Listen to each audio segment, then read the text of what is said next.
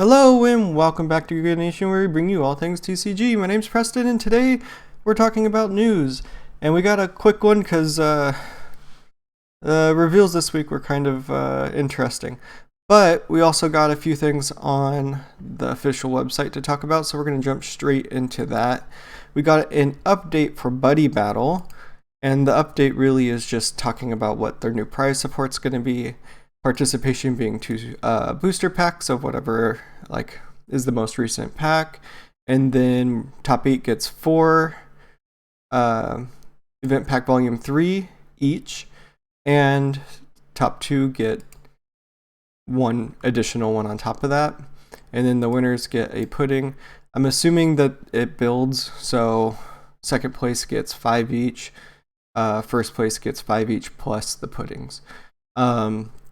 Which is interesting. I still think that our entry participation needs to be revamped. I don't think people are enjoying the booster pack idea. But these event packs as they are is a good one. Getting these more available, because Buddy Battle happens most of the time more on a local level. You're going to get access to this Zoro, and that's what really matters. Everything else, I believe, is a reprint, except for the Yamato. Yeah, so there's 2 reprints and 2 promos. Yeah, the Yamato's whatever. The Zoro's huge for yellow. At least it was in the East. It hit pretty hard. So I'm excited to get these packs into more local events so that they're not as hard. You don't have to pay $30 and whiff. Hopefully this is a cheaper tournament since your entry participation is just booster packs. Yeah. We'll have to see how it goes. I'm hoping for participation to be revamped, just like I'm always complaining about. The next thing up is the English announcement of the Premium Card Collection Best Selection Volume 2.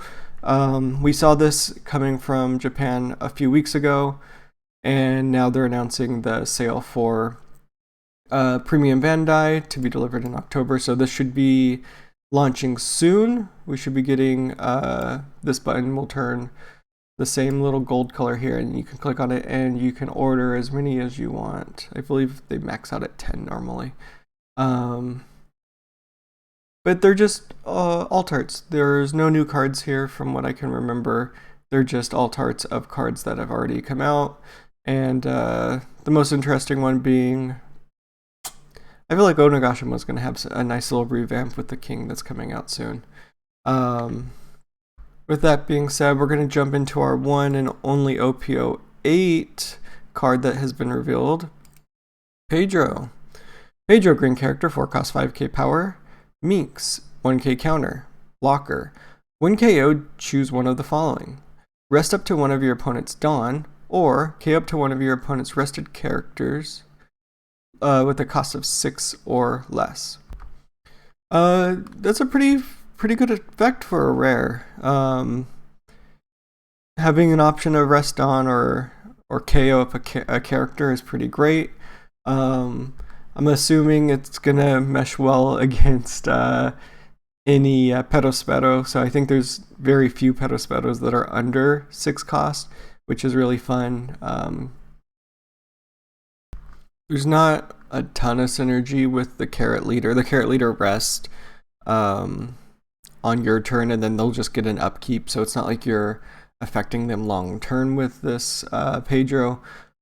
But potentially being able to KO something that they've already attacked with so that you don't have to fight over it, or taking away a Dawn is quite nice. I think that's a nice add for this card. But overall, it's an okay character in a deck that probably won't get a lot of play unless we see some crazy stuff come out of it. Yeah, I don't know. I'm excited to see the character. I wish it was an SR. I hope we get more Pedro, because I think this is our first viewing of Pedro here. So yeah, it's okay, I guess. A 4k blocker, a 4-drop 5k blocker. I don't know, I have mixed feelings about the whole Mink archetype, so I think we can move on to the starter deck stuff, which will go really quickly, as you'll see why. We got our first one here, and it's going to lead this way for most of it. A lot of no original effects. This is Roro Zoro, 6 cost 8k power, 1k counter, no original effect, Straw Hat Crew. Besides the art being gorgeous, there's nothing really to talk about. It matches the level and power of what we expect from vanillas. Moving on to our next no original effect card. Rook, 5 cost 7k power, 1k counter, Straw Hat Crew. No original effect. Again, fitting in line with vanilla's no original effect cards that just kind of, I mean, they've had a bigger role in this game than I expected them to, but still not a very exciting thing to talk about. Moving on to our last one. Tony Chopper, 4 cost 6k power, 1k counter, animal, and Straw Hat Crew types. Again, I like to see that, like, Brook and Chopper getting high powered characters is nice for just to round out what they are, but vanilla cards are very boring to talk about because they just add a little bit of extra power. Again, they've done more in this game than I expected them to. Most games, vanillas don't really get as much play unless it's very intentional. But with this game, being able to hit a lower cost card with higher power has been a strategy that trickles into most decks. And most starter decks come with 3 to 4 vanillas. There's a few, like the Three Brothers starter deck that comes out next week, has 0 vanillas. It's all effects. But most starter decks end up with 3 to 4 vanilla cards. So these are, I'm only complain now because we got them all in a row. If they were spread out across there's like 5 more cards to reveal for the whole deck. They would have spread them out a little bit better.